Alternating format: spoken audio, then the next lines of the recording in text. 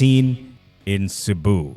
And in fact, we will also probably perhaps try to find out what is the social dancing scene, not just here in Cebu, but in the entire world, at least from the areas, from the places that these three guests here in front of me have been to. First and foremost, we have Mr. Energy. Good morning, sir. How you doing? How everybody Cebu is doing though? And we have Mr. Raj, right? Maayong buntag ni mo diyan. That's how we say it. Maayong buntag. Good morning. Good morning to you, sir. Good morning. Good How morning. do you say good morning in Indian? Vanakkam. Vanakkam. How about is Prague? How do you say good morning in Prague? Dobrerano. Dobrerano. Okay. So here in Cebu, it's maayong buntag. Maayong buntag. That's the direct translation of that is good. Maayo is good. Good. And buntag is morning. Maayong buntag. Of course, we have with them the person responsible for bringing both of these guys here in Cebu, in these beautiful islands of the Philippines, Jill. Maayong bungkag ni mo diya, Jill. Good morning. Good morning, Jill. I think first and foremost, Jill, you have to let us know, perhaps, as a way to start this conversation. Exactly, I know I've asked this question many times, but I want you to repeat your answer to all of our listeners here. Unsa man gyud nang social dancing? Is that kanang mga social ray makasayaw? Kanang kinahanglan ka social ka para makadance ka, or unsa man gyud nang social dancing? Pasabta ko na miyana. Go ahead. So ang social dancing is when you go to a place and then when you go there, you socialize and you dance with everyone. So you don't need to know anybody there. So wherever you go, there's all these clubs for social dancing. Okay. So even if you go alone, when you get there, you just dance with people. Okay, so ang imong intention when you go to a social dancing event is not just to dance, not just to exercise, but hopefully also meet other people, right? Yes. So mo na siyang ginatawag og social dancing. And sa imuhang nahibawan to the best of your knowledge, Jill, sa siyudad sa Sugbo, let's just talk about Cebu. Maybe not just Cebu City, but the entire island of Cebu. How is the social dancing scene? Well, it's really growing. Okay. I'm very happy to see new faces every time. So it seems like every week we get new dancers. So we're so happy to see that because when we started, we were just 4 people. Okay. So when you started, there were just 4 people. Yes. Social dancing. Mga kaila pag yun. Oh, mga friends pag yun Mga tanan. dili wala na yung social ana. No, because what Dili happened na was social. when people see us, Okay. like, oh, nagunsa mo. Oh. Like, oh, sige, apil dire. Oh, okay. So that's how it started. And then it just started with word of mouth pa ya. Okay. It's back in the day. When you say back in the day, how long ago was this? Mga 1521. Dili, sad. something like that. No, di sad ka. Na-hurt ko. No, but we started around 2010, but Okay. it wasn't a formal organization. Okay. It was just our friends and then just inviting people like, hey, we're going to do this, we're going to do that. You want to join us? Mm-hmm. And that was it. So we did guerrilla style because nobody Guerrilla style. because nobody understood what we were trying to do yet because it Okay. hasn't been done. Okay. So, and back then, it was laptops. There were no devices where you could play music. Okay. So they were so expensive. They were there, but they were so expensive. So we would bring laptops to a bar, Okay. like that somebody knew, like one of us would know. And then, oh, this bar is usually empty at this time. Okay. We'd just buy drinks. And then after a while, can we plug our music in? It's just us anyway. Okay. And that's how it started, If you guerrilla don't- style. If you don't mind me asking you, your guerrilla style of social dancing or spreading the word about social dancing in Cebu, what was the what venue was this? What was the bar? Oh, the first one, the very first one we did that was, Does that still exist? yeah, I place? think Yeah? so. Okay. I think so. Mactan Pension House. Mactan Pension House. Yes, at the very top there was Zulander's Bar. A before- Zoolander's bar. No, yeah, I think that's what it's called. Oh, inspired by the movie with No, Ben, there was ben, before. Ben Stiller, right? Maybe. The Zoolander bar. Okay. So, But it was there. asa sa Mactan? Yeah, because I used to live in Mactan, and that Oh. was the closest one. And one of my friends said, "Hey, I know, Kim. I know Kim. She, Okay. her family owns that place, and there's Okay. a bar on top. So Oh. we went. Wow. And then- all 4 of you. Yes. That's how it all started. That's how it and, started. And then how long after you moved to other locations, other venues after that? Or do you still do that at the Mactan no, Pension that was House? No. 2010. 2010. Maybe. So long time. After 2010, did you guys go to bigger venues? Did you go to the city? Did you move? Vienna Cafe House when they opened in Mactan. Okay. Because So you're also doing that in Vienna yeah, Cafe it House? was also it started off because like one of the friends who were supporting us at Sulander said Okay. like, "Hey, I'm opening Vienna Cafe House in Mactan. Okay. Come, Okay. buy beer." Okay, so that's how it all started. how it That's started. like the ground zero of Exactly. social dancing. And then it would just move from Here spot in to Cebu. spot, like telling us, "Oh, you come here." So when you were socially dancing in Mactan Pension House and in Vienna Cafe House in Mactan, what were the kinds of dance genres?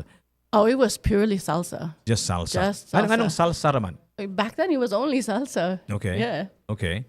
So these two friends of ours that you brought in, see Mr. Energy and Mr. Kaz, they actually have different Mr. Raj. They actually have different dance music genres, right? Starting with Mr. Energy here, sir. Once again, good morning, Mr. Energy. Good morning. So Jill mentioned nga pag sugod ni, I'm sorry, when she dili din pwede binisaya kay dili kasabot og binisaya. I was just telling them this guy can't understand our language. Try me. So nagsugod di ay si Jill og salsa. She started off with just simply salsa in our first ever social dancing venue in Cebu sa Mactan Pension House kuno sa taas din ay bar. There's a club there called Zoolander, right? Yeah. But you, on the other hand, your dance genre is My dance genre comes from the Cape Verde Islands. So our dance genre comes from a traditional dance called funana, coladera, mazurka, and also the kizomba side came in the 1980s. Okay. I just learned that later. But my background is actually Brazilian martial arts, which is capoeira, and capoeira. also contemporary dance. Oh. So I've been dancing that for 29 years, and I stopped for a few years, and I came back to music, and then I combine both, and then I have other. I am fascinated by dancing, and I'm sure a lot of people can maybe look at the dancing like me, but not too many, but a few people, at least a few of my friends. I'm fascinated by dancing, but number one, I feel like I can't dance. I don't know how to dance, right? And number two, it's just not. I feel like it's just not me, dancing. I remember back in high school, we had like a. You know how it is in high school, right? Yeah. You're made to dance, Yes, right? yeah. Oh my, the balls. Like a field demonstration, right? Yes. So this is a funny story. I want to repeat this again. I'm sure you've heard this story perhaps a few times, and maybe Jill has heard the story. We had to practice every day. After school, we have to spend a little more time to practice the dance and all of that stuff.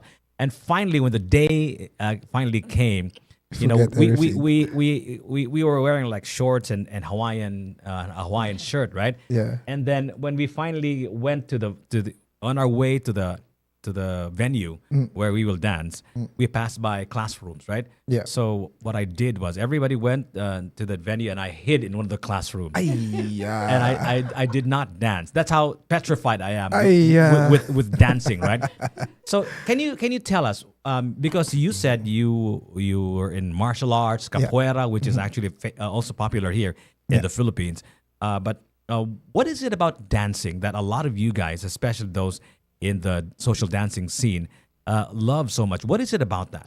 All right, so let me go back to the background. When I come to Cebu, when I come to Cebu, I see myself with the people, with the locals, because I grew up in the same ghettos, shirtless, no shoes, poverty level on flick. And the only thing we could do is express dance and music, and that's the only thing that could feed us from time to time. So I got introduced to capoeira when I was 11, and to get out of the bad life, the criminal lives, because it was very high at the time. Where was this exactly? This was Portugal, Lisbon. Okay. And our ghettos is called Bairro dos Húngaros. and with the Hungarian ghetto, what is it called? Because it was a lot of gypsies there when we arrived when our parents emigrated in the 1970s. Maybe before you continue, maybe you can describe to us, because our ghetto here is different from your ghetto, right? For sure, for sure. But one thing in common, of course, is really poverty, right? Yes, indeed. But maybe you can describe to us the ghetto life in Portugal. Go ahead. The ghetto life in Portugal, back then, we were isolated by the government. We just really we have fences. So people that live in high buildings, they see us like we are monkeys or something like that, and they treat it like us. So we try to, to integrate as much as we can, but the education department did not give us the same opportunities to the kids back then. So most kids, lead and incline more to criminal activities, others more to art. I was in between because my brother was one of those rebel kids. Okay. And how about your living conditions? Because here in the Philippines, aside from people just sleeping on the streets, right? We also have like makeshift houses. We have that too. They're called barong-barong. We have that too. Okay, so what describe to us? So my house, we have like a plywood. When it rains everything inside. My dad used to build things as it goes. We didn't have much money to cover everything. And as the time goes by, he started to get a better job. But most of the community live under poverty outside on the streets, especially when it rains, because in Portugal it's quite cold in the winter. It's not like here. Okay.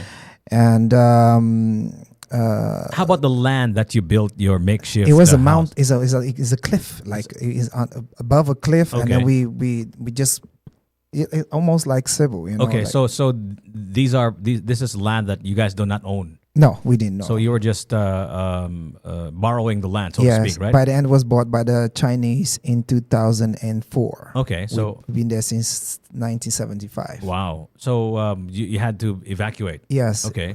To a project, Okay. which is even worse because they put us all stacked up in buildings, look like luxury, but most of the people didn't have money to pay the bills for water or electricity. Okay. So the community get together. But again, it was we fall short. Okay. Okay. help. So that is similar to the poverty experience here in the Philippines too. So and then you can continue, please, because you said that dancing capoeira was a way for you to feed yourself. Yeah. Can you expound on that? So in most cases, when we go out with my masters to do like a show, like little shows on the street, or we introduce our schools. I think here they do the same. They go outside and do a little demonstration. We get money from the people, and that money sometimes we use for our food, or it's not much, but it was enough, for us to do a little thing. My mom, my dad was working at the time, but most of the money that we get or something like that, I always I shared with my friends or people have less than me, at that time. And that actually creates, my motivation to stick more into the cause, which is my capoeira dance, and it also the way for me to get out of the ghetto, because I always get out, like go to the beach and we stay there and we come back. It's a little bit dark and cold, and everybody wants something from you. So it's a way for me to escape as well, So the money that we use, we pretty much share to everybody. But how did you get access to all of these, the martial arts and the art of dancing? I was bullied. I was bullied in school. Okay. And because I was the short in school. Okay. And once I asked my mom, and my brother make fun of me all the time. And I asked my mom, can you put me in karate? And my brother came, oh, mommy, put me in karate. He started making laugh of me, and I got ashamed even to ask. So one day I was really, angry, and I walked a few miles out of my house, and I saw people doing capoeira. I say, oh, no, is that dancing? And I was curious, and I asked who is an instructor, and I was just 11, and I needed permission of my parents. And I say, Mom, I found a sport team. I didn't say, what was it? I found a sport team. They take care of the kids. And they do like 2 hours that. and I think we can afford this. I say, okay, what sport team it is? I say, well, it's like gymnastics or something like that. I say like sport gymnastics that's really good for federation, blah blah blah. And she let me, and for 2 years she didn't know it was capoeira. And then as the money's come in, I said, where did you get the money, and that the question came in, and I told her what it is, and she was a bit mad, and then she let me anyways to get in capoeira. So I was really in that moment of frustration because I was bullied, and I found my cause when I encountered with a capoeira demonstration in the street. So you're also thinking about capoeira being a martial art, a way to protect yourself Yes, too, right? yes. So where did dancing come? Is it before or after capoeira? The dancing actually it was there, but my brother Carlos, it was the one that went to the conservatory to learn dance, ballet, Wow. and contemporary. That inspired me a lot. And he started also with the music. He's the one actually kickstarted all the art thing in the home. Me, I would just try to look my identity or whatever. I was starting to find myself. I could not find. So it started with him. So all the creativity, all that I'm doing today was because of him, and because he left it. And I said, you know what? I'm gonna pick up what you left off, and I'm just gonna go with it. And I'm traveling the world with it. And I always praise him for that, even though he's in different life right now. So the dancing actually started with my brother. It's very interesting that you mentioned the conservatory, capoeira, and dancing and all of that stuff. That was this like a government program? Was this accessible to everyone? Was this free or was no, it wasn't free, but because I didn't have the money, what we did is we practiced at the capoeira, but the payment was to clean the place and to make sure like this. My brother, and at the end, he went to the high school, and then he went to the university. And between the transition of high school to the university, they invited him to go to the conservatory because he had the height and he looks good. Okay. But he was not a ballet dancer type because he didn't have the flexibility to help him. But he was a very good actor and stuff like that, and they loved him. So he got frustrated and he left and he went to do some other work, So then that was it. And when did it become like a kind of a passion? Because obviously that was like a long time ago, right? Yes. And you're still doing it now. So when did it become like a thing for your life? When did you feel like this is like something important in my life? Actually, forward from my age 11 to age 16, and the first time I got encounter with kizomba, the house type where my brother teach me how to dance kizomba. I didn't like it. It was too close to me. I was not ready to be close to a woman, and it was weird for me because capoeira is solo thing. We don't get cringe like that. I felt like ugh. But then I understood that it's part of the culture. It took me a while to understand it. And then at age 17, 18, we get into the competition in school. Then we won. We went to the Cape Verde Islands. We did an intercambio exchange, expat exchange with them. And then I saw my culture in the first hand when I went to my parents' country, and I see what they do. And when I came back to Portugal, I kind of have a defined idea what I want to take from that, and I start learning other dances, and I see it was a plethora of things to learn, and I was not versed like my brother. I don't memorize things so fast like my brother. I was not quick like my brother, so I have to find a way to concise and put things together. So what I did, it was like learning different dances and different styles and combining it all together and create my own concept as I grow up, but keeping the basics of the tradition alive, which is the mazurka, coladeira, also the kizomba from Angola, and also my abstract dance, which comes from the contemporary dance, capoeira, and all the dances combined in concept. That's why today I create Ghetto Zouk dance. Ghettos of dance. Ghetto Zouk dance. Ghetto Zouk is a music. It's a music genre. Okay. Dance is what I create. It's a concept that I create on top of it. Okay. You mentioned earlier that you wear many hats, right? You're a chef, you're a father, and so on and so forth. But is dancing also not just a passion, but also part of your livelihood? Yes. Can you actually make a living off of your dancing? You can if you plan it very well. Okay. But it's not a business that I will I will say go and do it and you'll be rich, because that will be unrealistic, because Okay, it okay. is all about what you share, but and also how you share it and to who you share with. Okay. And dance is a lot about the community. The more people you know, the more people can back you up. The more you back them up, and it goes is a wash my hand, I wash your hands type thing. And if you have a big community that supports you, like Cebu is doing right now, like the Cebu Salsa Club is supporting me with Jill and John, and it can keep you, it can give you a nice basics or nice pillar for you to kickstart a ladder to go up slowly. And you always gonna have a home to come back when you feel short, and that's what Cebu is doing to me today. So it's the only country in the world, even my own country doesn't do that. It's the only country today that actually took me out of after the COVID, after 5 years, and it brought me here, and they trust me, and they brought me here to perform for them and to do what I do best, because they believe in me. What part of your attraction to the martial arts and the dancing arts was because that was like a community, right? Yeah. There was like a community of like-minded people, Yeah, right? yeah. And what part of it was the actual art itself, the art of dancing that lured you, that attracted you to dancing? It was the discipline, Okay. because in the ghetto you don't have discipline.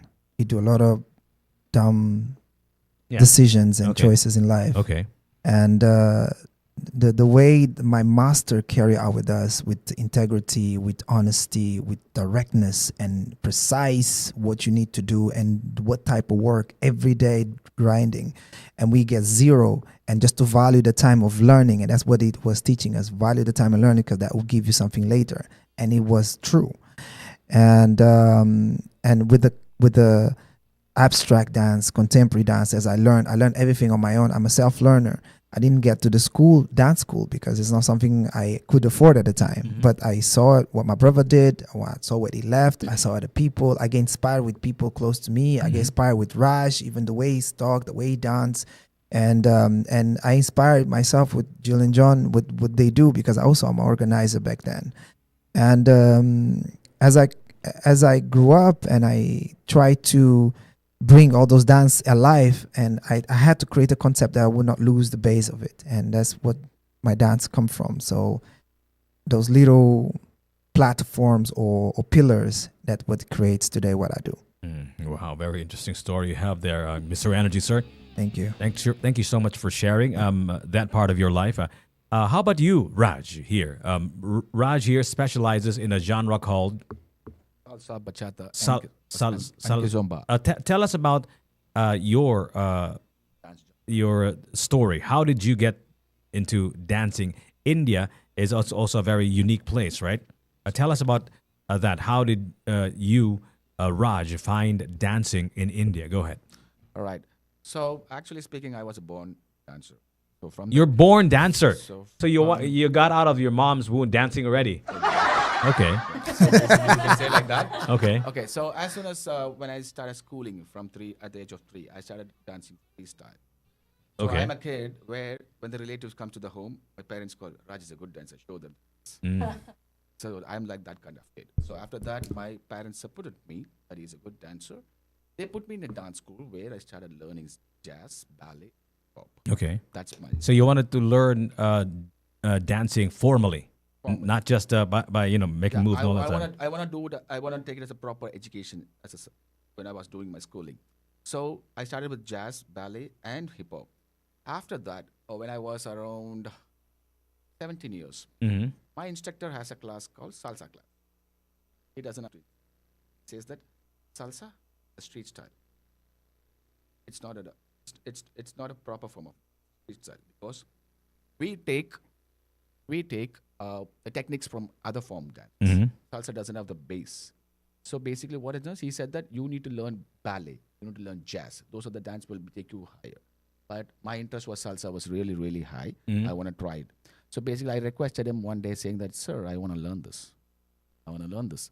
The form what I'm learning is called salsa. Salsa is called on one.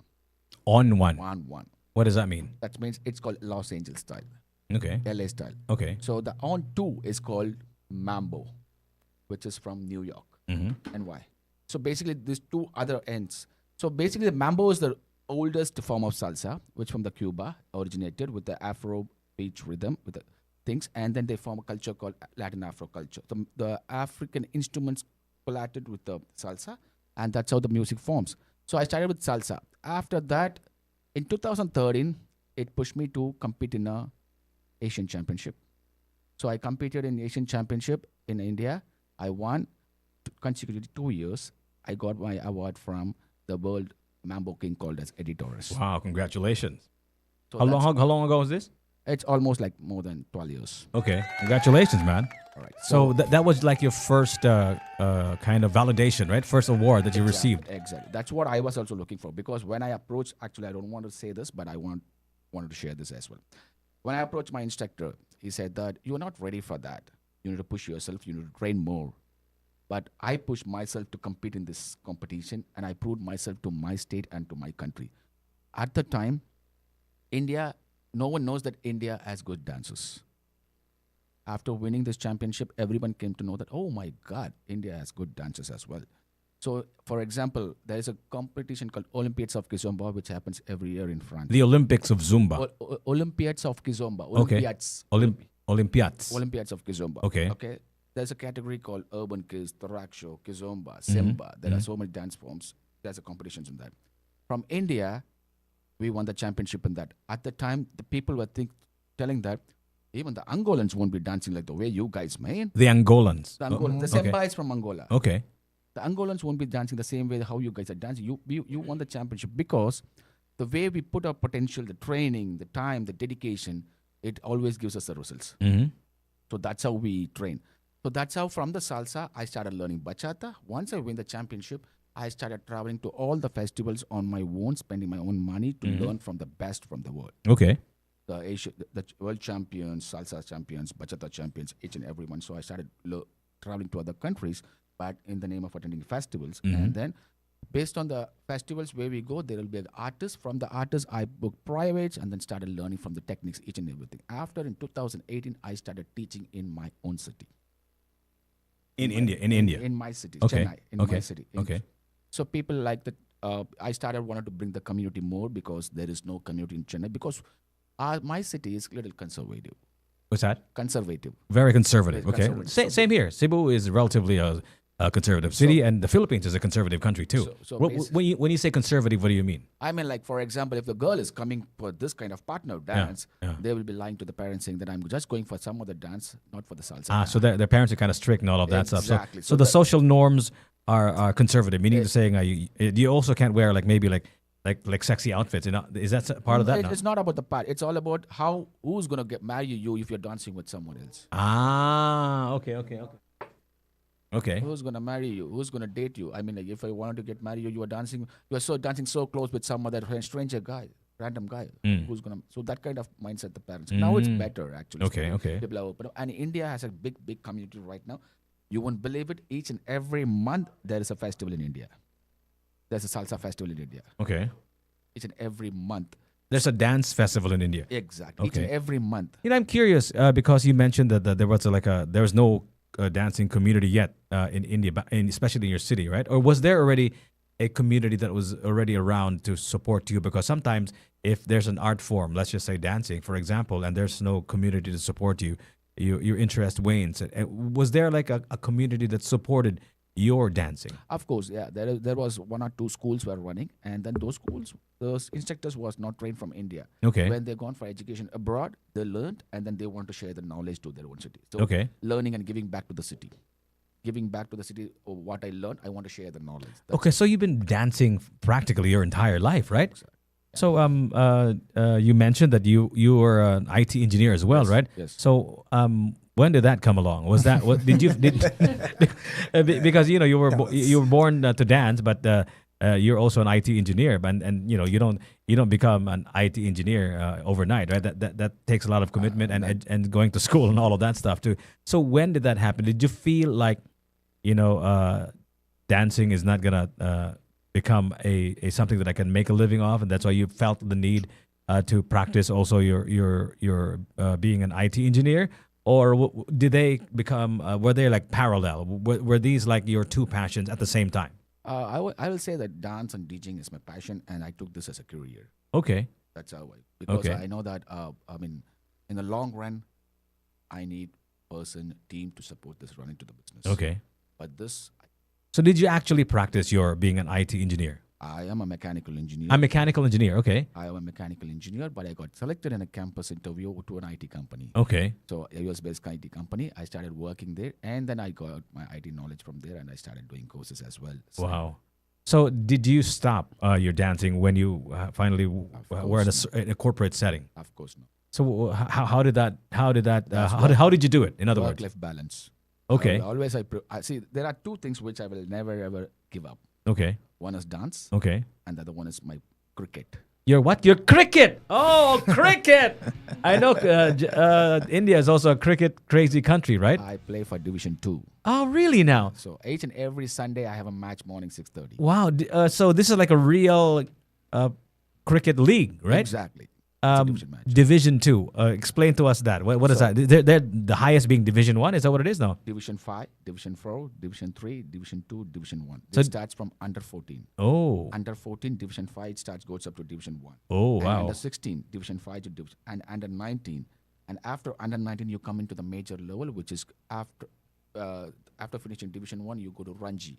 Ranji means between the states. Oh. So India has 29 states. Okay. So we play along with the states. Wow, interesting. So that's- Very interesting, man. I didn't know that you're also a cricketer.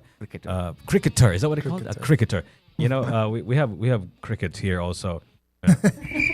That's our version of cricket. Yeah. Why is that called cricket, by the way? What's a cricket? Is that from the animal, from the insect? No. No, actually speaking, it was the game was given by the English people because we were ruled by English earlier. Right? Yeah, but why is it called cricket? I have no idea about that. The thing is like Does that happen in? Yeah. But we have an ancient game Okay. which is a form of a cricket. Ah, interesting. You know, it's very interesting. Both of you, Mr. Energy here was also into martial arts, capoeira, and you were a cricketer, right? Cricketer. A cricketer, right? I'm curious. You know, sports and martial arts, they're very manly things, right? And dancing is the perception is, at least initially, was that it's a kind of a feminine thing, right? It is kind of you know, there are more female dancers than male. At least that's the initial perception, right? Tell us about that. Tell us about this weird, unique combination of martial arts and cricket, different sports that are mostly associated with men, and this art that is mostly associated with women. Go ahead. I think dance is a form of emotion. Okay. It doesn't goes with gender. Okay. A form of emotion. You express yourself the way of dance. Mhm. It's not about the move, what you do. It's all about how you express yourself Okay. to the people. I mean, like what you will know, each and everything. Okay. So I won't categorize the dance as only for women. We dance. For example, if I tell you, there was a time where the Afros were called as colonized, and then they were used as slaves. You know that, right? So at the time, to get rid of the pain, they used to dance. They used to dance in the paddy fields. Okay. They cut the paddy and keep it away. Mm-hmm. Cut the paddy and keep it. That's called rumba. Okay.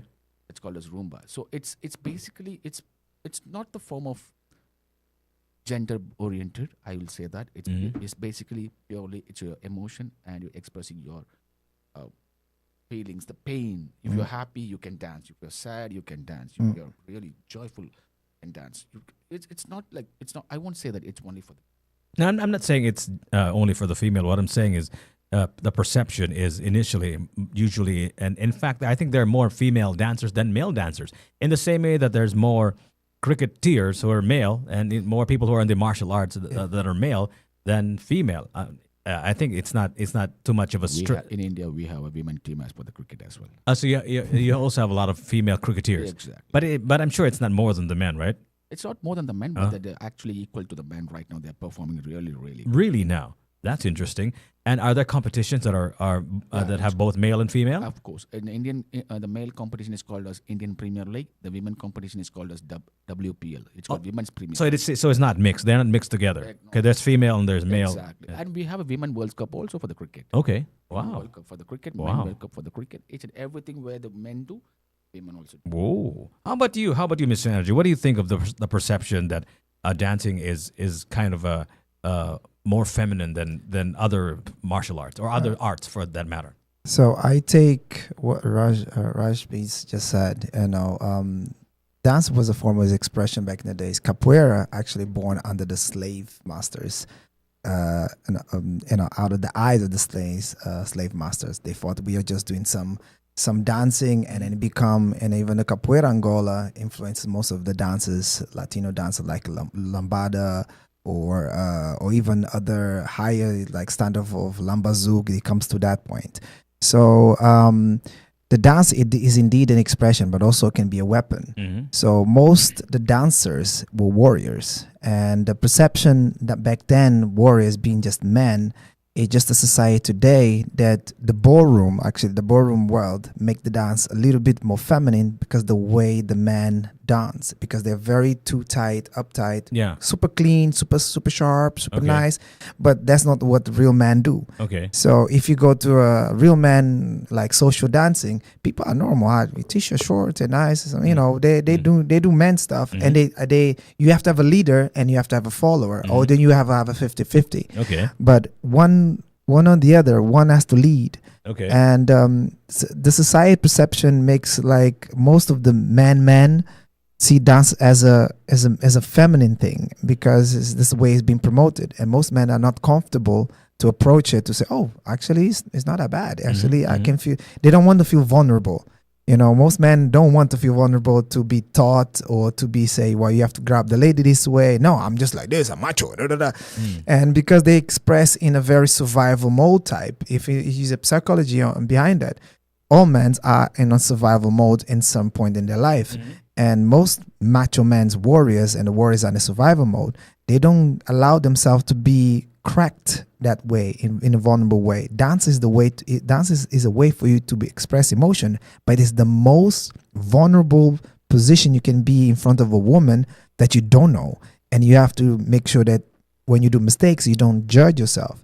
So the perception of the world, it comes from the Europeans, how they took the Africans, the Indian style, the Latino style, and they make their own thing to as a standard of European standardized. And for us, European standardized type of ballroom dancing, it's a bit too feminine for a guy like us. You know, we appreciate that because we learn from a lot of it. It's still a form of expression. They call it high level of dancing, but the high level of dancing come from places like India, Africa, Latin America, from places that nobody cared. Tango was underdog for years, and people say, oh, this is a gypsy dance, but look, tango, where is it now? It is a claim. Even in Kizomba world, they mix it, they fuse it with that, because it has so much style, so much tenderness, so much emotions, but you have to be vulnerable for you to get into that, and that's most men don't want to be. So that's why vulnerable. In case you're wondering what you're listening to, mga kaigalaan, namina mo sa pinaka-bisdak sa tanan 105.1 TMC. Nag-English na rin buntaga kaya ato mga guests dili ta syudad taga Cebu, but natay bisdak diri tapad nila si Jill, right, who's here with us this afternoon, and we are here with Mr. Energy and Mr. Raj here. They're both from abroad. See, Mr. Energy is from Prague, and see Mr. Raj is from India. I'm intrigued by what you said, Mr. Energy. Like hisgot ka nga kaning dancing is actually for warriors, right? Yeah. Now I remember the Kiwis, the New Zealand. What is that team again? Maoris. football, right? Yes, yes.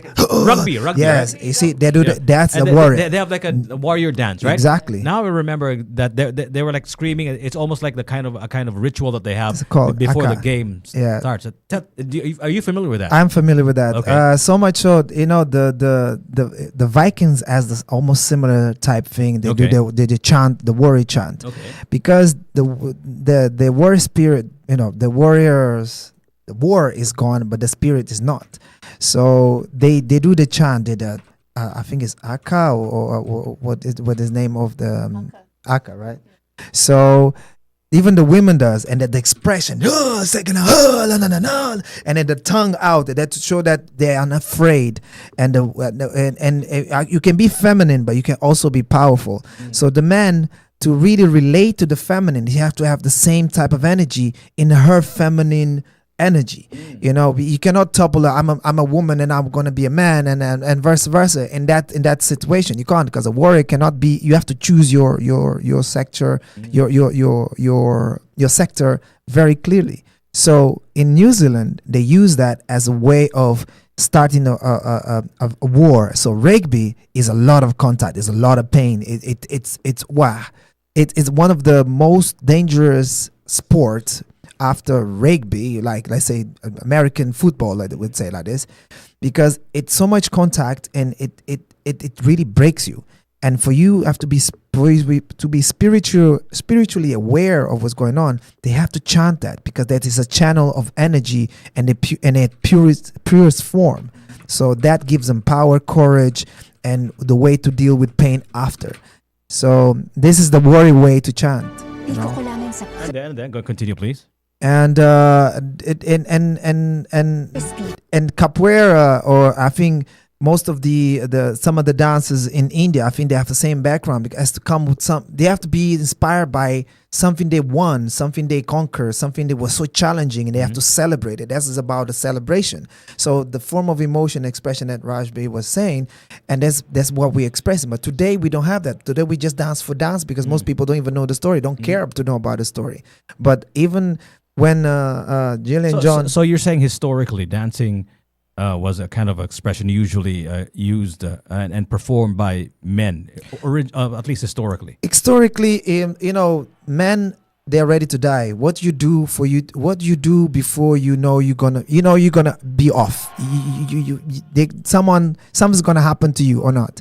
You have to channel something that can bring some sort of comfort, a spiritual comfort, also courage. This is an example of what we're talking about, right? Yeah. Oh, give me a second. This is like Spartan, like the 300s, the move 300. Yeah. That's it. The Spartans do the same thing too. Same Okay. thing.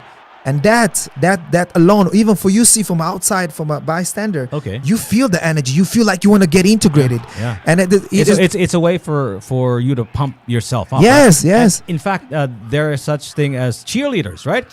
See, that's the thing. That's the American and Europeanized of this. Okay. And that's because why they do that. They use gymnastics to make it more embellished. So in campus, you will see in many places in campus they do that, because that's how their what's it called, their the university, like Yale, Harvard, all those universities, they have the group team. So the team needs a cheerleader. But this is what cheerleading is really on an inside for them, for this New Zealanders. Okay. So we cheer to get brave, to be courage. So we know it's gonna be pain. We know we're gonna suffer pain. We know that. So for us to really to take on is to accept it, and to chant that courage energy, and to just let it release. Whatever comes, we deal with it later. So it's a way for you to pump yourself up and also make you feel good, right? Yeah. And I think mentally and spiritually. And it's kind of difficult. It's just like smiling, right? Yeah. You can't smile and feel bad, right? Exactly. Right. Am I right, Raj? Yes. Yeah. No, the thing what you said, the chanting, that's not only motivating himself, the whole team. Yeah. Mhm. The whole team who's playing along with him, the way the aggressiveness for the play, and then their ultimate goal is to win the game. Okay. And to weaken the other one. And go to the next level. So basically, it's not only for him. The way he shouts, the way he creates that noise, it motivates the other people who's also low. So that's how we transfer energy. 100%. So that's how it happens in salsa and bachata and kizomba as well. We transfer. Transferring energy. So how do you do that? Do you feel the connection. do you feel the energy transfer if you're just watching the dancing, or do you feel the energy transferred if you have like a partner who's not, for example, who's not feeling so good, and and then you dance, and then is there like where does the energy transfer happen? So basically, when you start dancing, you forget about the levels with whom you're dancing. Okay, Either okay. Absolute beginner, Okay. non-dancer, or maybe intermediate level, advanced level. Forget about things. First, you need to commit with your partner. Okay. Give respect to your partner. Commit. Smile. Those kind of transfer your energy. If you're happy, you make the other person happy until the song ends. Okay. Until the song ends. So that's how you transfer energy. Make sure that even if you're dancing with a non-dancer, oh my God, I didn't even know any single step, but this guy made me dance. I need that kind of compliment from the partner, woman. That's how I transfer energy. I don't talk. I don't chit-chat when I dance. I listen to the music. Okay. I just listen to the music and start making simple moves with my partner. Okay. Make sure that she's comfortable, she's happy. At the end of the song, I really enjoy the dancing with you. That's the word I want to hear. That's how we transfer it. For example, in Kizomba, it's not transfer, it's connection. It's connection. Basically, when you're connected with your current partner when you're dancing, you breathe and exhale and inhale same time. That's Same energy, right? exactly. You exhale and inhale both the partners same time. That's how the connection is happening. Whoa. Very, very interesting indeed. What are your thoughts on that, Jill? You look like you have something to say. Go ahead. Oh no, sorry. I was just thinking about what he said, but that it is true. Like when, for example, very very specific example. Last Saturday, Vitor had been flying and awake for more than 30 hours, and I was also very tired because it was a hot day. We've been all over the place, and then a Kizomba song came on, and I was just sitting. I was like trying to wind myself down. Okay, we're gonna end in like 30 minutes. Get ready, and then he asked me to dance. And then, of course, he's Mr. Energy, you know. So I'm like, it started out like chill, and then because his energy is so infectious, he just like, oh. At the end of the song, I was like, you're out of breath. I'm like, where did that come from? And now I can't go to sleep because of that energy transfer, you know. The actual energy transfer. It is. You do from feel Mr. Energy Nakasa, right? And speaking of Mr. Energy, let's play a song, because you're not only a chef, you're not only a father, you're not only a dancer, you're also a singer, right? Yes, indeed. And you have a song here. It's called Good Times. Yes. Before we play this next song, can you set this up? Can you tell us more about this next song? Go ahead. Well, this song was before COVID, and I did a Asian tour, and I went all over the place, and I got invited to come to Cebu, and I went to Thailand, and those are the two places that I stayed the most. And you know, I did this song during the COVID. Okay. So, and I really wanted to come back, and it was summer, and it was like really wanted to connect with them, and I missed them. I missed them so much. I didn't know how to express, what to do. So I wrote Good Times, because that's what all the feeling I felt. It was good times. I had no negative anything to say. Even the negative part was like, you know what? I'm hungry. That's all it is. And that was not negative, because it was always a way to learn. And every time I come here till this day, I felt it was good times. It is no other way to express it. And so it's like good time when we used to dance in the summer sunshines, you know, travel to the world when nobody can find me. That's the kind of the words that I want to share. When people dance, you lose yourself. But when you travel and dance, you disappear yourself, basically. You're not from here. You're from here, but you not just lose yourself. You disappeared. You disappear. Exactly. And become one. Exactly. With everyone, right? Is dancing genres like kizomba and bachata and salsa and all of that stuff, is it music genre driven, or the music has nothing to do with the dance? Is no, if you cannot create a dance without music. That's Okay. one. That's the basic of the basics. So when you say kizomba, that is not just a way of dancing, but it's also a kind of music. Yes. Right? So they go hand in hand. It is. So this particular song, Good Times, what genre is this? This particular song is like is very low key Afrobeat and very like chilled. It's not really a kizomba song. It's really the way I wanted to express. I didn't want it to give it a genre to dance. I Okay. just like you sit down, enjoy, and you remember. It's like it's just to bring the good memories. That's Okay. why Good Times is important. Okay, let's play this. Let's go. Ladies and gentlemen, for the first time here in Philippine radio, this one is Mr. Energy Nakasa. Let's go. All I wanna do is remember good times.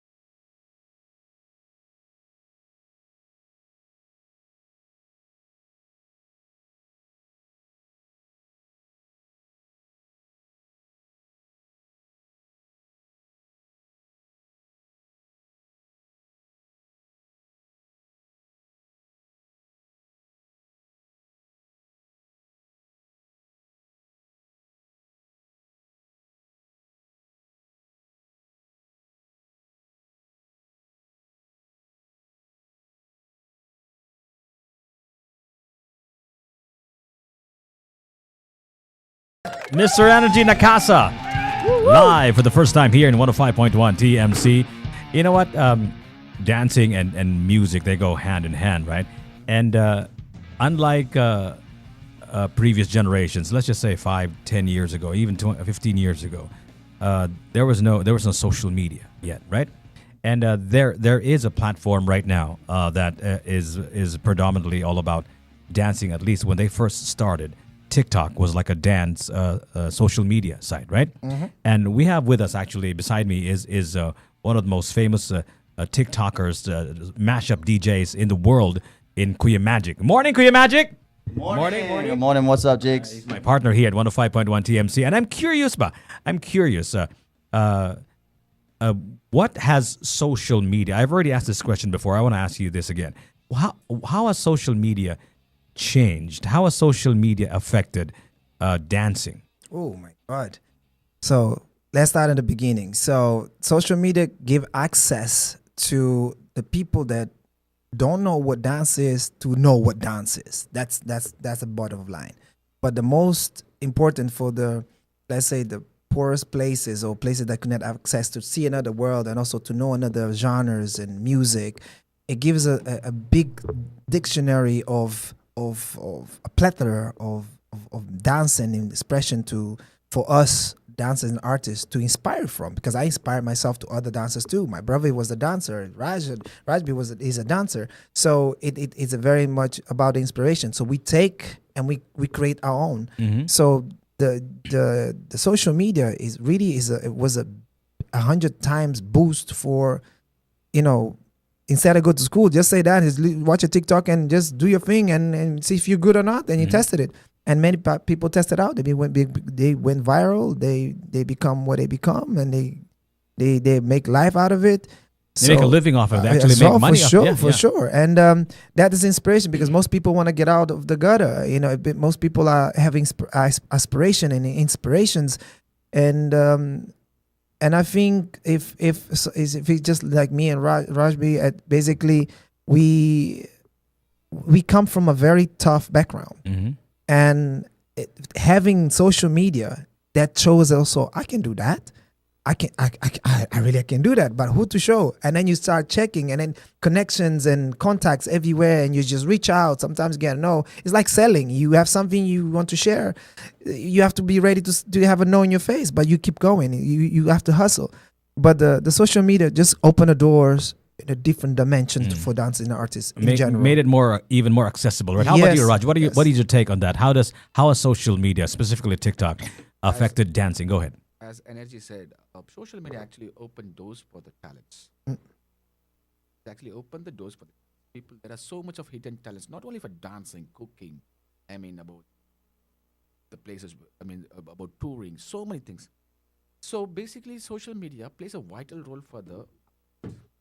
So, for example, there is a person who's really talented and doesn't have experience.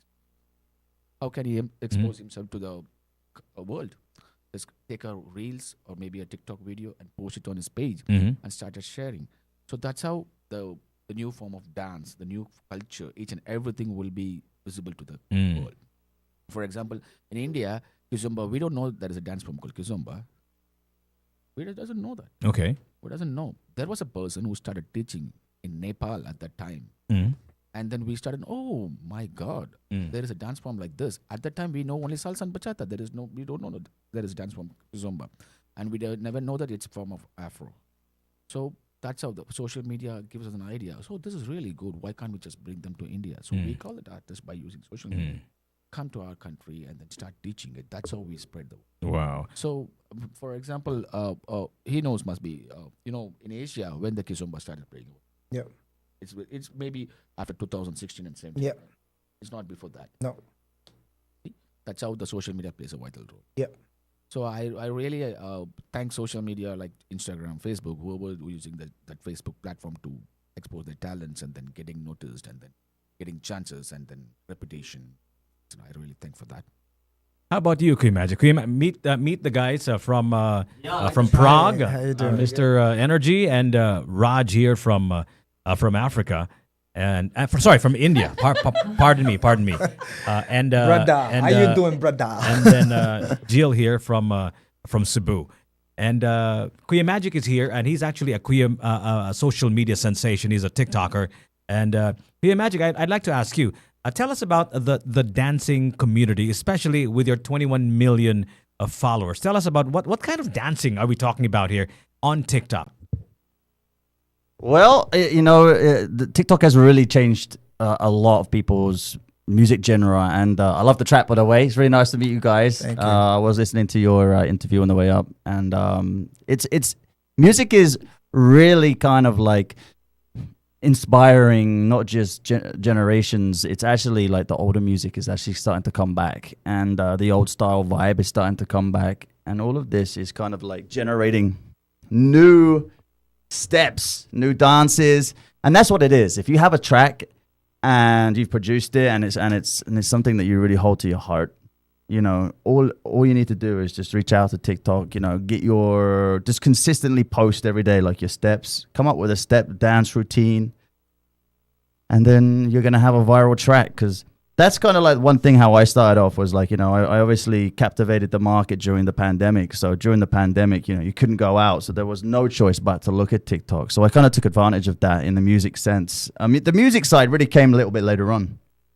But what I found myself doing was, like, when I got signed to Universal Records, they were giving me music to kind of fuse together with trending songs. So in turn, you know, they were getting their music heard. So Are there like new dance steps that are created on TikTok?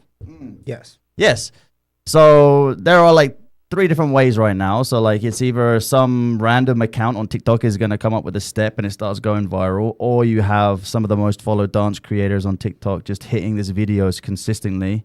One of my friends, Del Daniel, who's a pure dance instructor, he basically gets paid. So, you know, you pay him like 2,000, 3,000 pesos or something to hit your song and then come up with steps. And then that's kind of like how it works. But TikTok really generates by itself.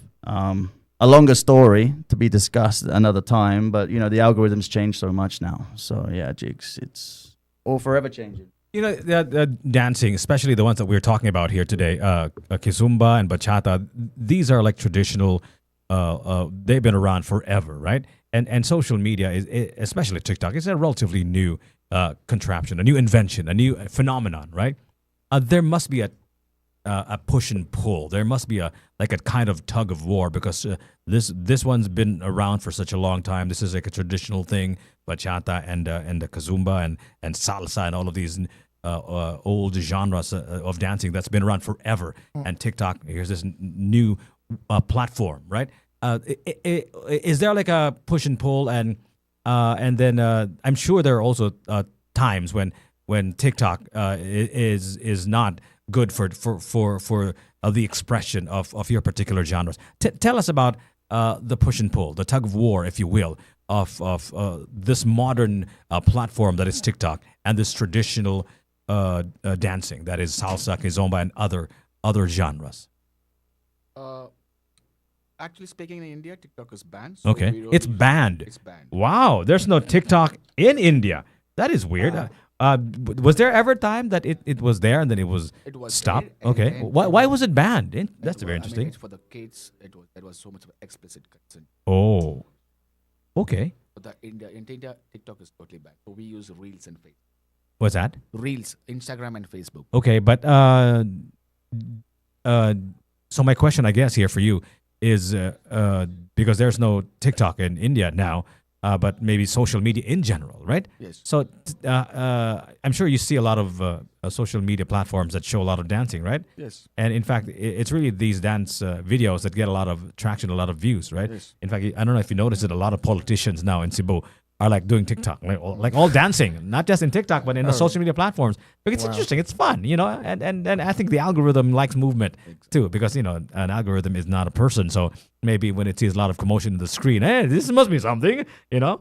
So to you, like, has social media been an advantage? Obviously, you said that, but is there like a bad side to social media and dancing? Exactly. For example, when you wanted to learn properly, you need to walk into the class, not by seeing the videos of the class. Okay. That's one kind of a biggest con in using social media, because most of the people, they will refer YouTube, they refer the Reels, they refer the Facebook videos, start doing the steps by your own. The thing is, you can do the step by your own by seeing the video, but there is no proper technique. Okay. You need to know each and everything. There is a weight transfer, there is an isolation, there is a hand movement, there is a hip movement. Each and everything needs to be corrected. That can be corrected only by the instructor. Okay. So it's good that they know about this particular dance, but and they can probably imitate it, right? But in terms of if you really, really want to get into it, then you've got to get yourself proper education, right? Proper instruction, right? So I guess it's good to attract people to make them aware of a kizomba or bachata or whatnot. But if they start doing it without proper guidance, then number one, they could be injured, right? Yep. Or number two, they could be doing it all wrong, right? Well, actually, it can be even worse. They become teachers before actually they become to the teacher. Exactly. That's the worst. That's the worst one. Okay. Because I think most of us went through like we call the TikTokers type teachers, Okay. and they never had a human connection Okay. or a master or a teacher that has a specific style or specific experience that actually can transfer to them, just because they want to go cheap, and cheap sometimes doesn't mean good quality. Okay. And we have a lot of TikTokers teachers around the world that messes up with the core the core intention of every organizer that start from the bottom up.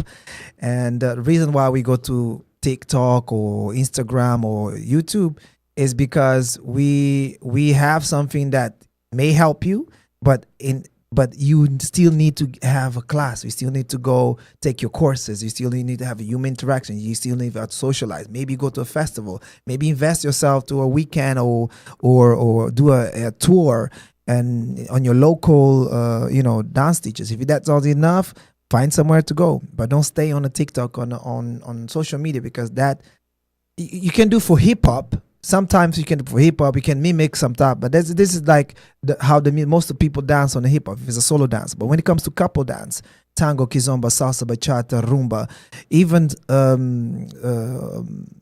a ballroom dance, you need human interaction. You need a teacher to tell you when and how and what, and because that is the most fundamental of the for you to grow as a dancer.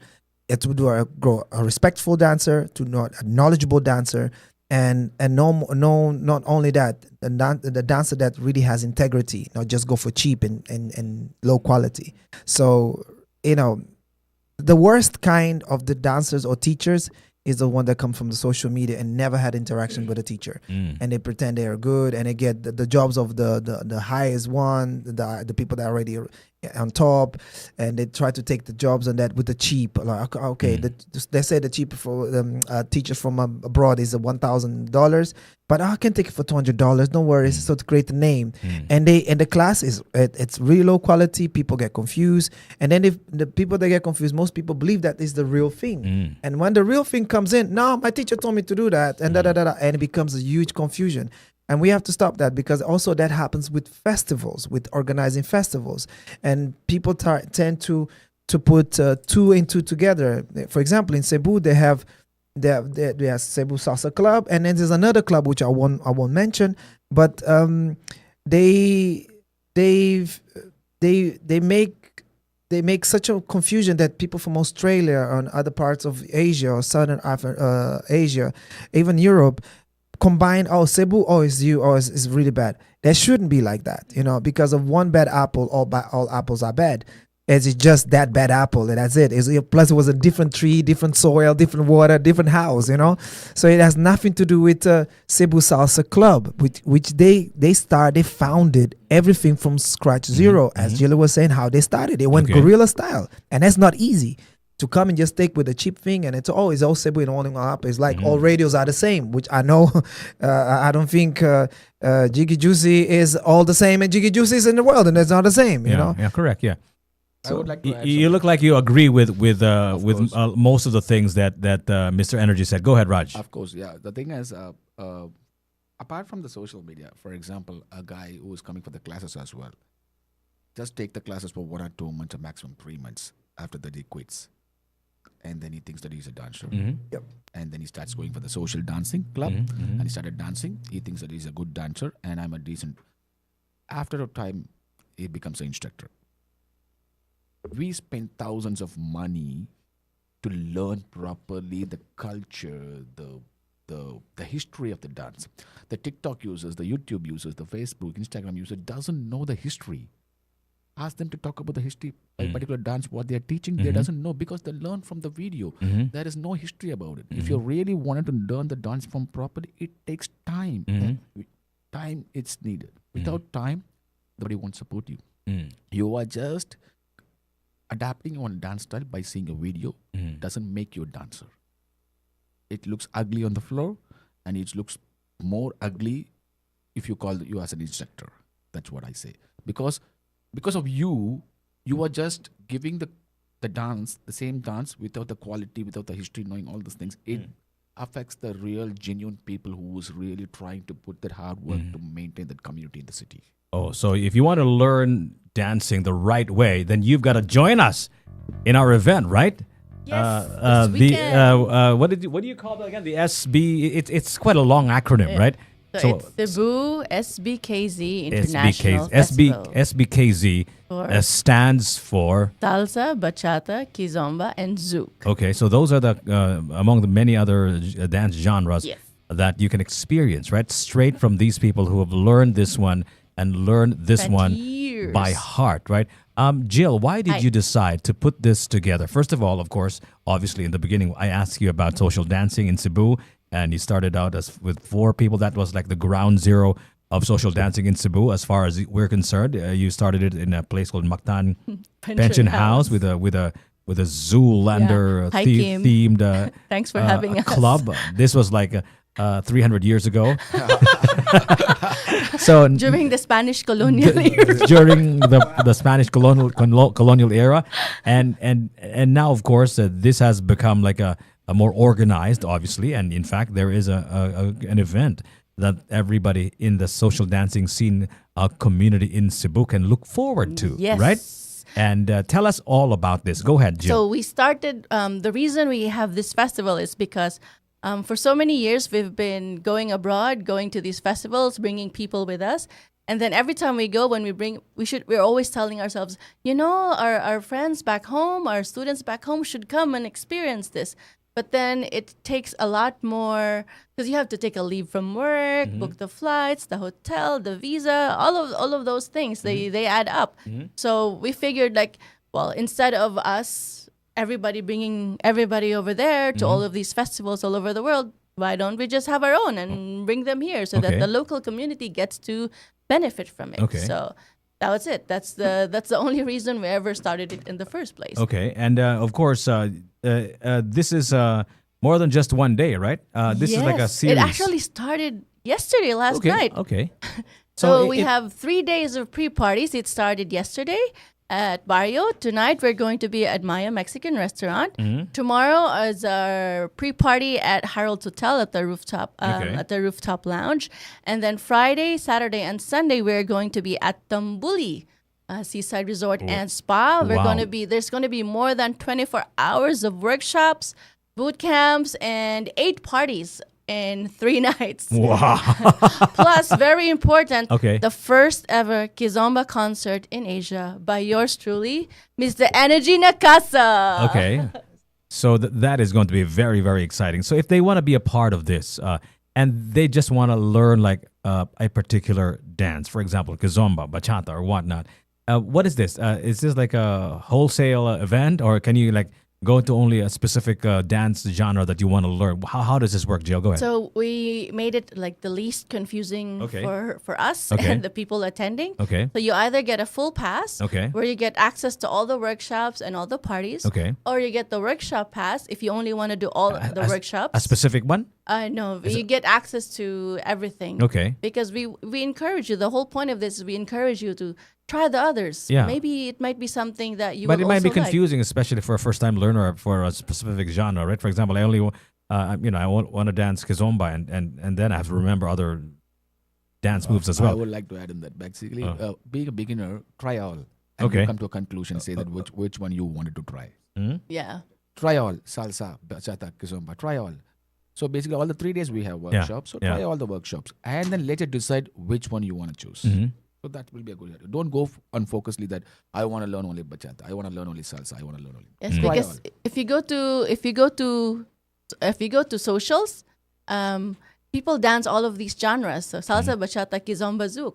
So you don't know what song is gonna come up next and who's gonna ask you to dance. So if you only, it's like language, right? So if you only speak English, Bikinis, okay. if you only speak English, then you only get to talk in English. Okay. But if you speak Bisaya, if you speak French, if you speak German, you can speak to more people. It's the same with dance. If you dance only salsa, then you only get to dance salsa. If you dance the other genres, So then, most of these dancers, especially both of you, you know more than just one genre, right? Totally. Your specialty is just like this particular one. You do have like a kind of specialty. Am I correct? No. Yes, I have I created a concept called Ghetto Zouk dances versus Kizomba Moderna. Okay.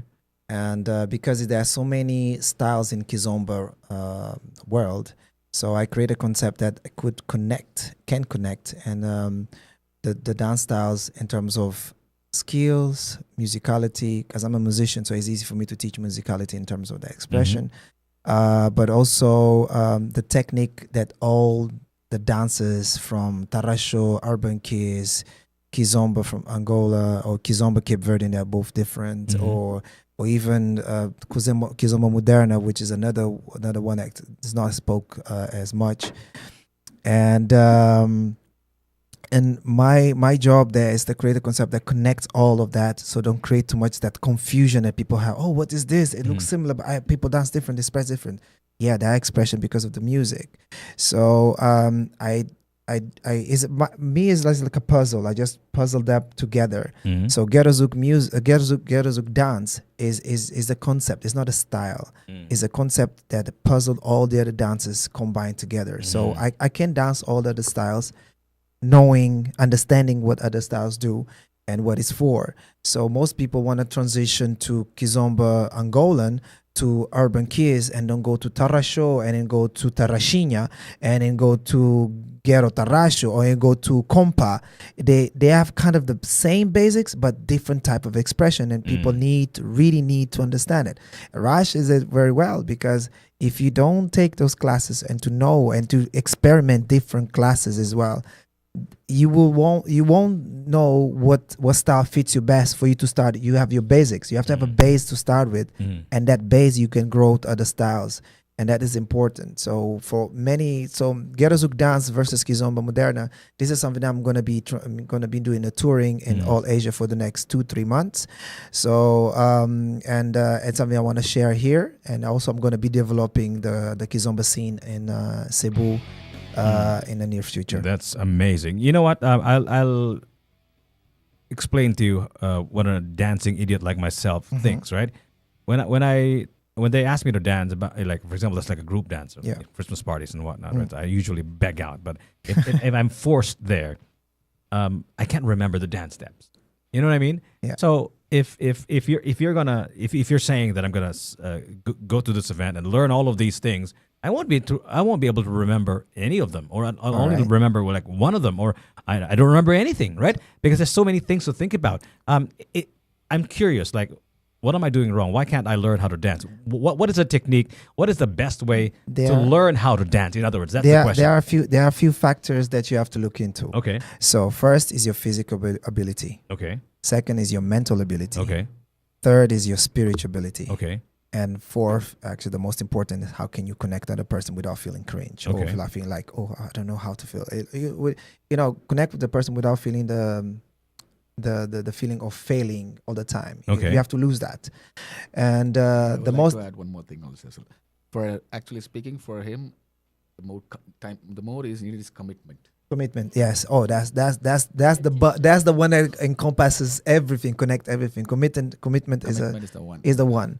So repetition, you have to be willing to do a lot of repetition. But the most important thing at the beginning, let's say you go to the festival and you like the dance, but you cannot dance. I don't dance bachata, but I scratch a little on the surface. But people laugh at me, but I do it anyways because I love the way he dances and the way she dances. And I was like, damn, I want to do too. And those things that inspire me to learn. So I'm asking anybody to give me a crash course. So without feeling that I'm going to fail, which I will fail, I'm going to do it anyways. So you have to lose that fear of failing. But the most important is find what resonates with you first. I think salsa or bachata, something that more simple steps. And then if you have a good instructor like Jill and John, they'll put you in a very good level for you to understand the social entity of each dance when you get to a social dance community, because that's where you train the most. The socials, socials is just we connect. Yes, we connect. You know different people. The reason why different people is to take you out of your comfort zone. You need to be out of your comfort zone all the time. Otherwise, you're gonna, can I take a private class every day? Then you never learn when we go to class that late. No, I don't know her. No, you have to go. Do your mistakes. That's we understand. Then we can come and talk about it if you want to. And that's how you do. So you have to get rid of the feeling of the fear of failing. Because if you have that perfectionism or the type of the person that you I cannot do this and I don't know how to do it. And yesterday I got pulled so many times to dance bachata. I was like, okay, you know what? I'll do it anyways. I got led. It was fun. At the end of the day, then I understood. I said, actually, it's not bad. I want to learn more. And I know little about bachata, but I know I see it. I feel it. I want to learn it. Now I want to get crash courses because I think it's something that I should learn. And it should be the same to you as a beginner. Don't overwhelm with too many styles. Go like 3 styles that resonates with you and stick to one that really, really goes along with you. And then commit to yourself, like Raj would say, commit to it. And then as you go, there are other dances you can try. They go the same set of rhythms, and you have to follow different type of rhythms, different type of connection. Can you connect differently than you connect in bachata, zouk, kizomba, or compa? Can you do the same thing? Because everything can come close, and the ones can separate. How do you get the foot right, the hands right? You need an instructor. You need someone that. And also, you need to be able to remember the steps, right? And repetition. Yeah, exactly. Repetition. Yeah. It's no other way. It's because nobody's memory is good. Yeah. So I would say repetition. His memories can be better than mine. That's why I repeat 100 times more than him. Yeah. So it's really just about repetition. Yeah, it right? is. It is. Especially if you have to memorize dance steps, right? That requires commitment. Yeah. That's what I wanna tell you Repetition. about that. Go When ahead, it sir. comes to social dance and the repetition, what he said.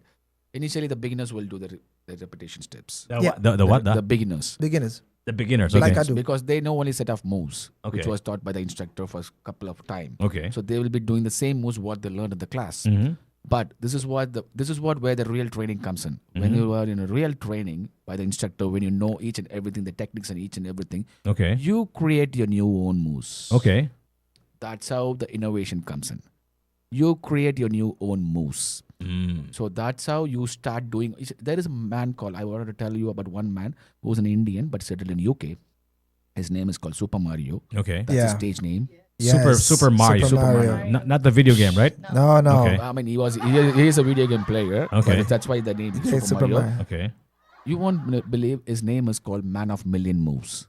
Man of what? Million moves. A million moves. Why does he have a million moves? Because he doesn't repeat the same move in the same song. Okay. And not only the same song, in the same socials as well. So he creates each and every move and he name it. Not by the salsa techniques or anything. He creates his own name. That's how it's called. So that's how the creativity innovation comes. This comes only if you go for the proper technique and knowledge and everything. In case you're wondering what you're listening to, mga kaigalan, you're listening to the social dancing scene of Cebu. We have Jill and Hansky here from Cebu. Mga Sugbo, ano naman mo sa? Mga Sugbo, taga Cebu man mo, Jill sa? Hansky sa? And we have, of course, Mr. Energy here from Prague and Yes, Mr. Raj sir. here from India. Have you been around? Have they been around? Have they been to social media dance? This is their second social time. dancing in Cebu. This is their second time in the Philippines. No. Have they been to the social media Yeah. dancing To social dancing? venues in Cebu? Yes, last year. Last year. So they haven't gone no. to any today. These days. This trip around. I mean. He has. Both of them have. Where? already. Where? The Tambuli, Maya, and Barrio. And for Rajbi, last year, Maya and What's the resort name? We forgot. Yesterday I was in Bali. Yeah. I was playing as well. Okay, Yeah. so tell us about the social dancing scene here in Cebu, and maybe you could compare it to the ones in Prague and the ones in India. Go ahead. Let's start first. Actually speaking, we shouldn't be comparing with the dance levels in each and everything. Okay. Each and everything. For example, there are process of learning. Yesterday maybe I can see only beginners. Today maybe I can see the best dancers who's going to come.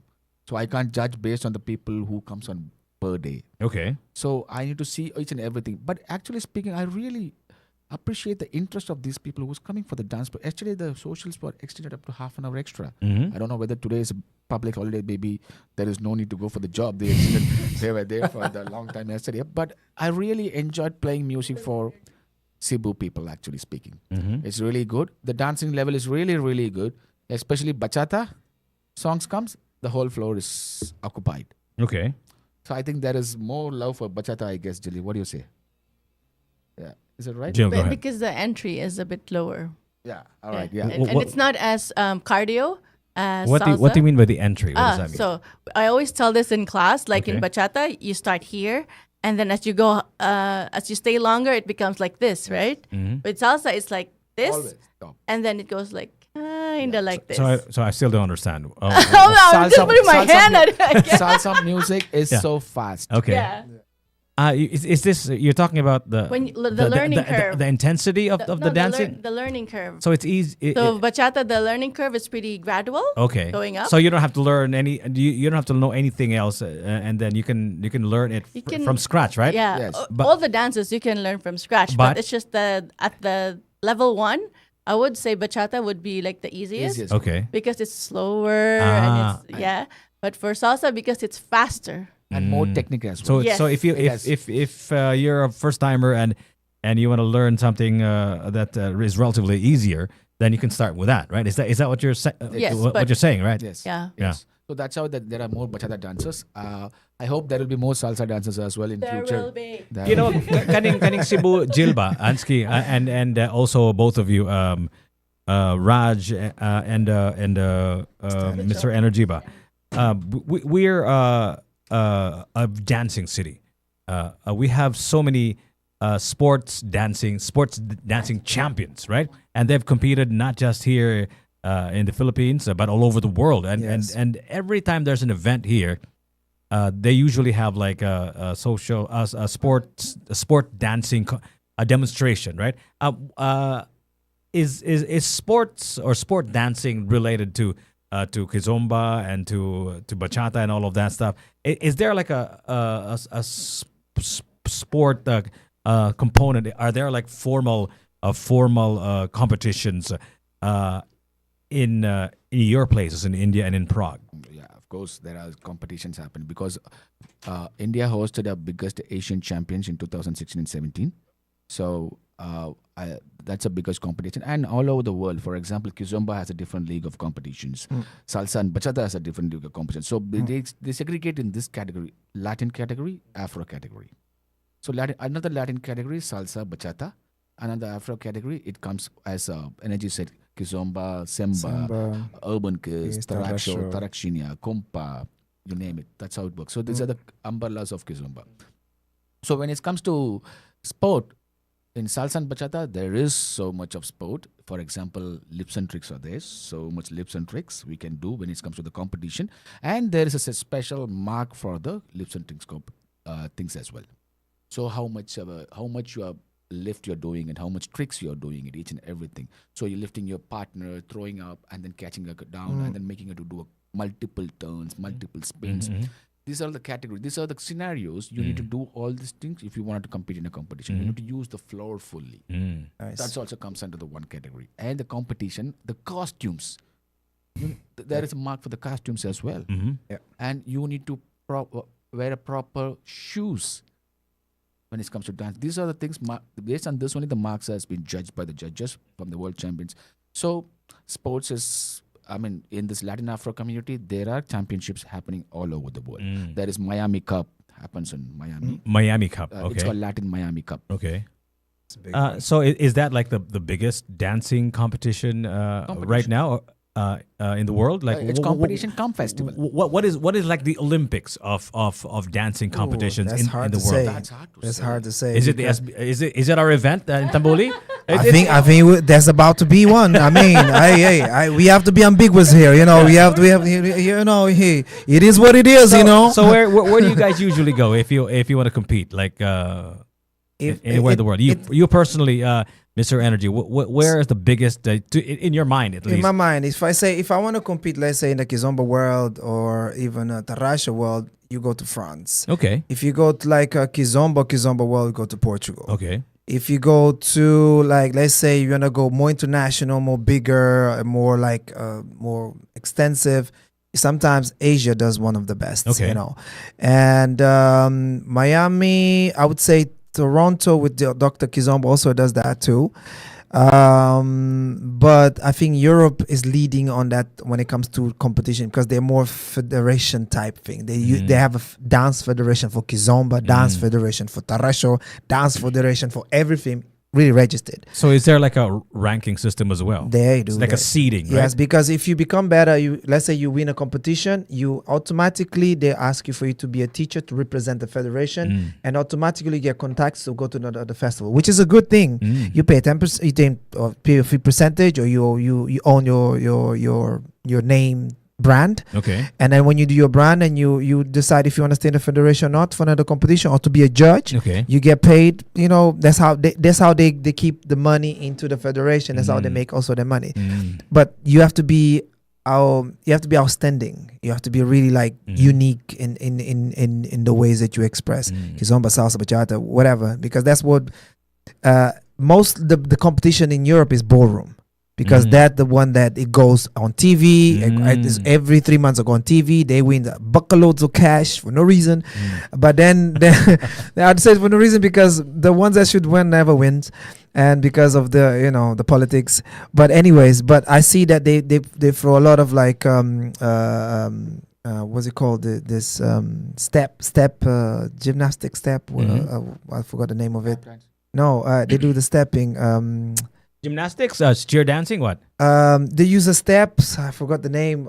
Yeah, okay. Anyway. So they have a lot of competition. They have a lot of like sports, school sports, girls gymnastics, sports with dance competitions, and that's something that goes the whole country from all cities, and they do it every month, and they go big prizes. And the grand prize is always in the summer. I'm curious if they actually, Jill, that they actually totally understand what I mean when I say dance sport, because there's a dance sport movement here in Cebu, especially, right? In fact, it has gone to the grassroots level, and we're teaching our kids early on how to do dance sport, right? Yes.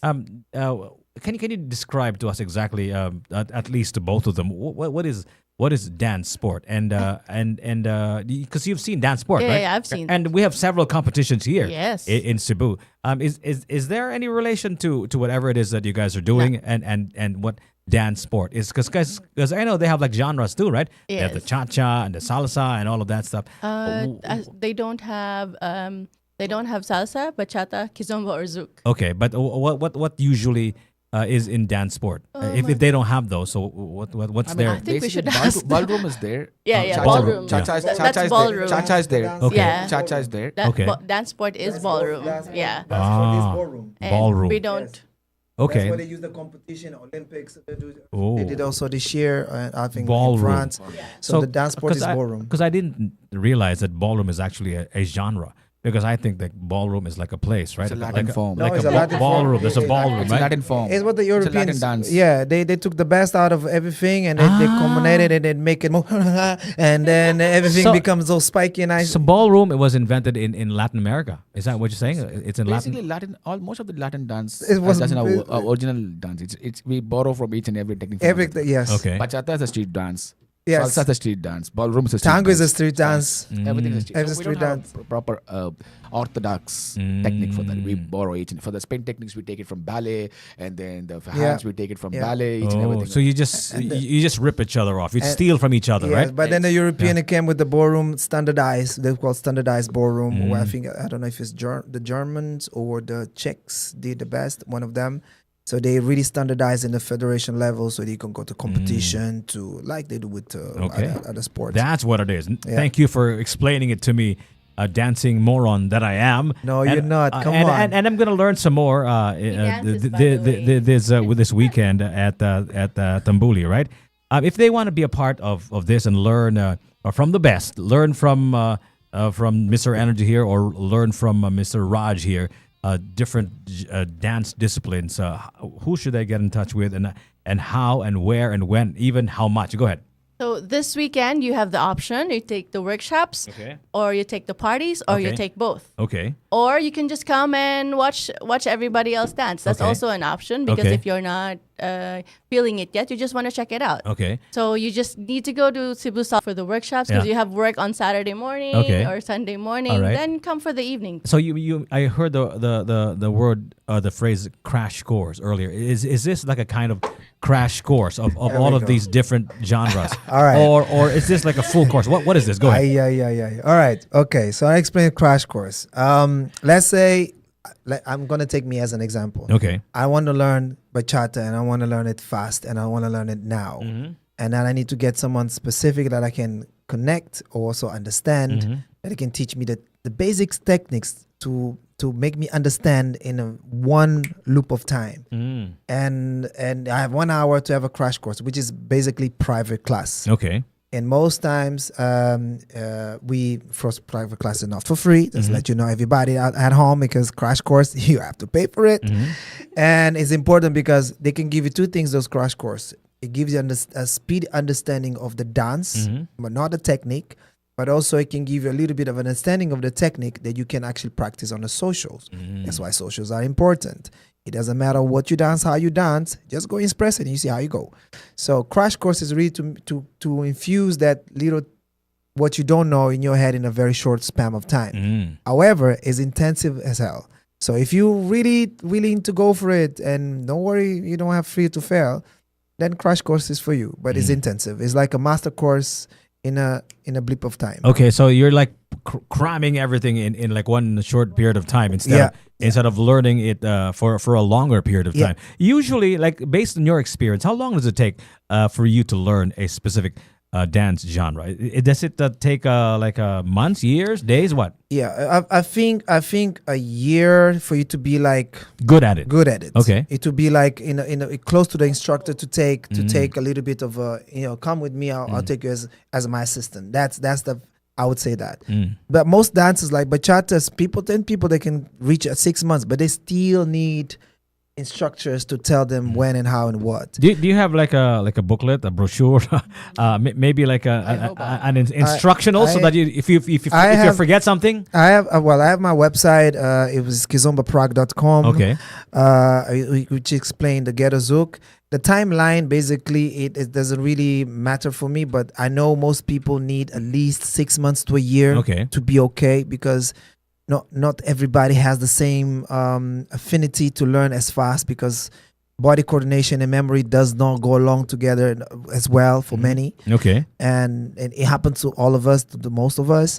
And I think a good solid year, consistent, like say once a week, private classes, socials, attend to festivals, seek to if I come to your country, talk to your local dance community leader. I have a private class. You contact with them and then see what it falls. We all can do that, but it takes time. It takes consistency, but private class would give that year drops it down for 6 months if you do like that, because you have the full attention. They carve it up, all the techniques to you, for you, custom made for you, because the teacher job is really to feel what you lacking, and then it fills up the gaps, and then he tells you, okay, let's run it, and then see how it works, and that's what it is, and that's why it's so important to have a one-on-one class time to time. So you do have like a class in Prague, right? I mean, like a regular class in Prague, is there? And if they want to be able to learn from you in Prague, or maybe from you in India, then do you have like a regular class somewhere out there? I do private. Go for it. I do have classes for that, actually speaking. I have a syllabus. A syllabus.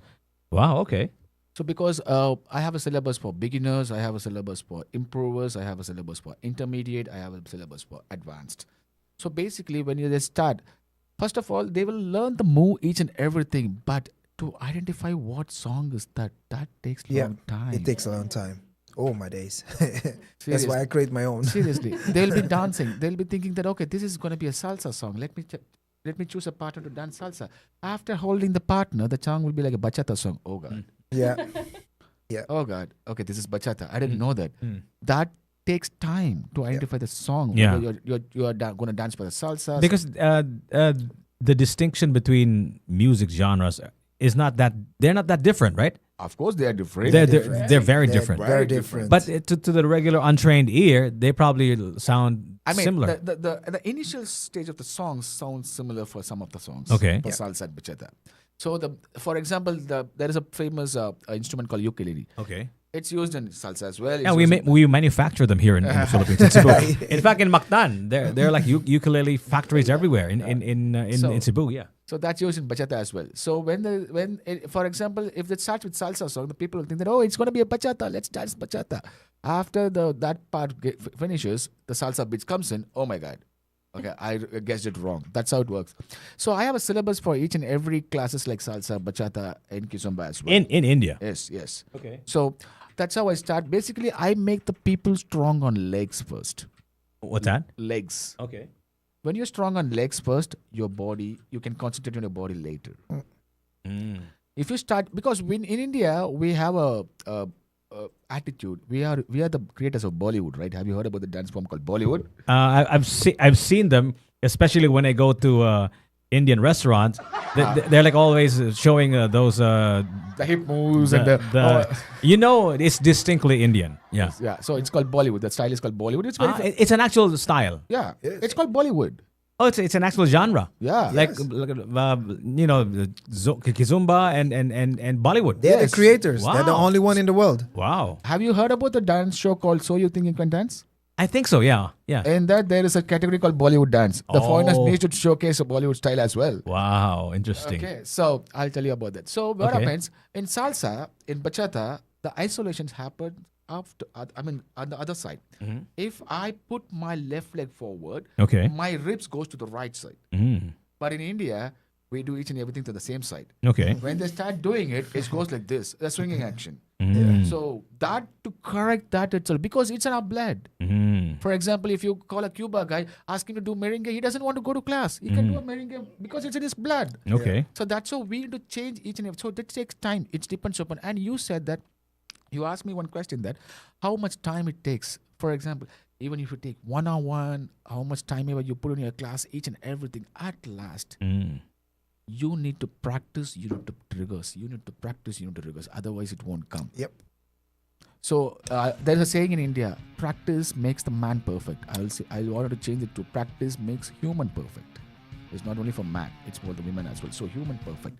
You need to practice whatever the skill you wanted to learn. For swimming, if you wanted to learn fast, after you're finishing your training, try swimming by yourself.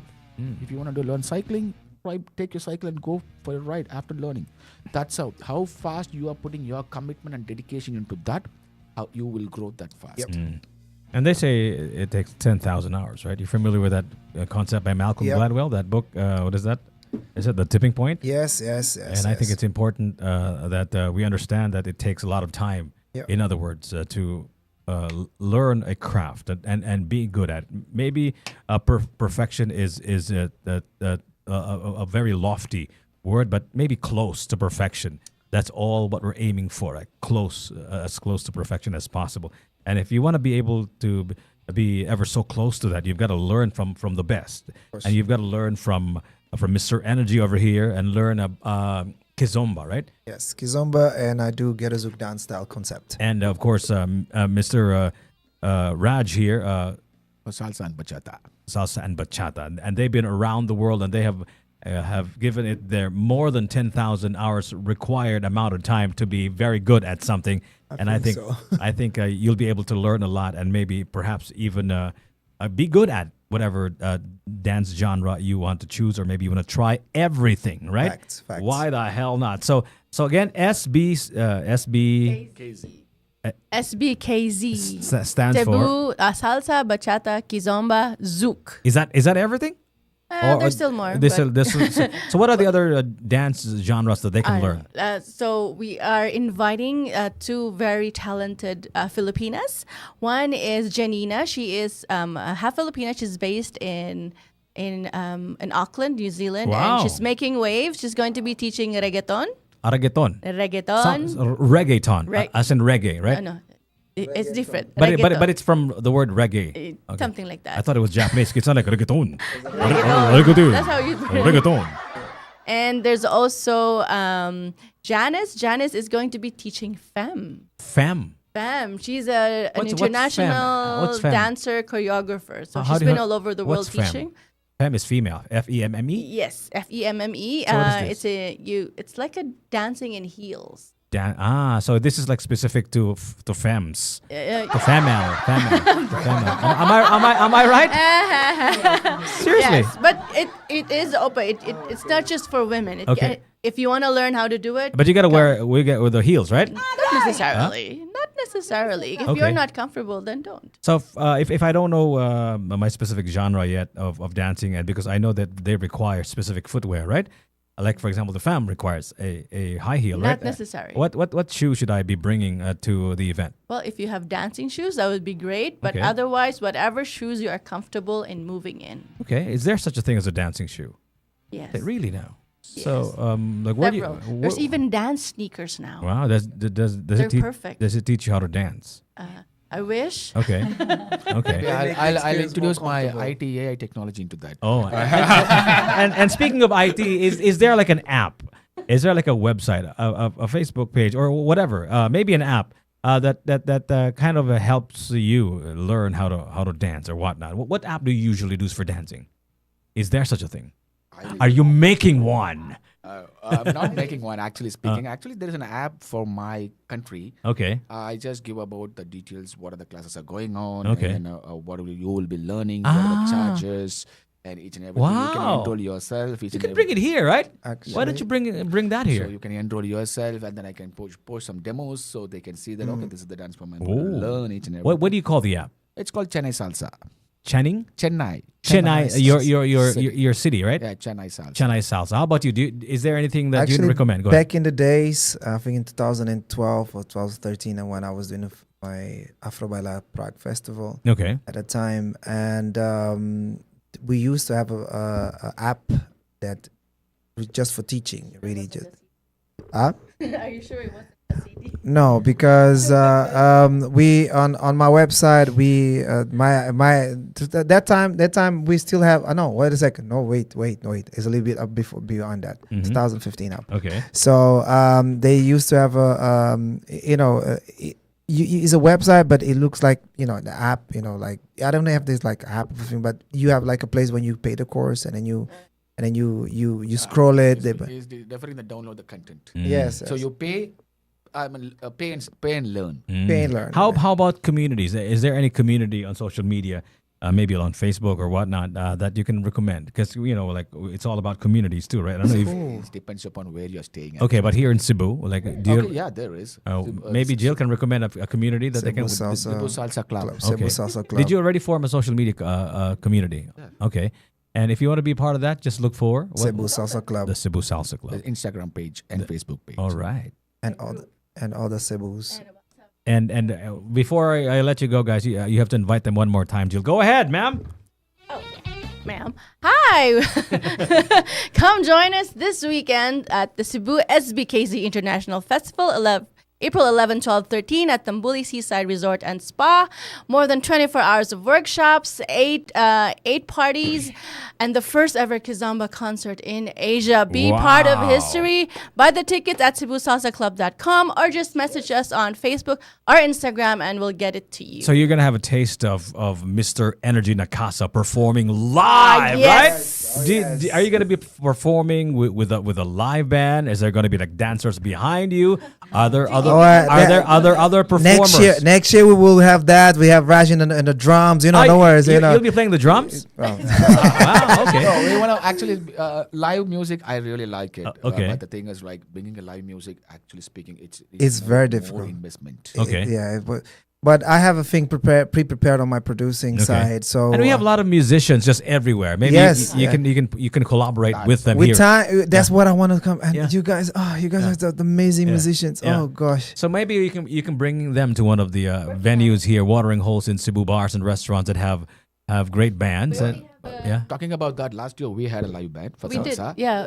For We the have festival. we have a percussionist duo that we've been trying to develop, and they're pretty ready. They're called the Los Timbaleros. The Los Timbaleros. Okay. Hey, and they play with DJ El Camino, and El they- Camino, he's here Yes. behind me, right? With his knife, which is he about to use to stab and, me. yeah, and they're gonna be playing at the festival, and Mr. Energy and us we're talking if maybe we could do a collaboration with Los Timbaleros, Okay. DJ El Camino, and Mr. Energy na Casa. Sounds like a plan. Yes, indeed. Daghang salamat mga kaigalan. Don't forget it's happening already very soon. This is like an event happening for more than just one day, and it's at Tambuli. You can go to the Cebu Salsa Club for more details. Before you go, before I let you go, what's your final message? Go ahead. All right, my final message for everybody that want to learn dance, go for it. And my final announcement for my Cebu people, I love you. Okay. My final words about this interview is dance. Keep dancing. You won't regret in future that something which makes you more life delightful and happy. Facts. More alive, right? Facts. You know, You won't regret in future about it. somebody once said that we're not looking for the meaning of life. What we're looking for is what it feels like to be alive. Yes. And that's why we're here, feeling alive. Speaking of Yes. Mr. Energy Nakasa, he's one of the songs that you'll be performing, Yes, indeed. right? Fire down. Like a bandit, step into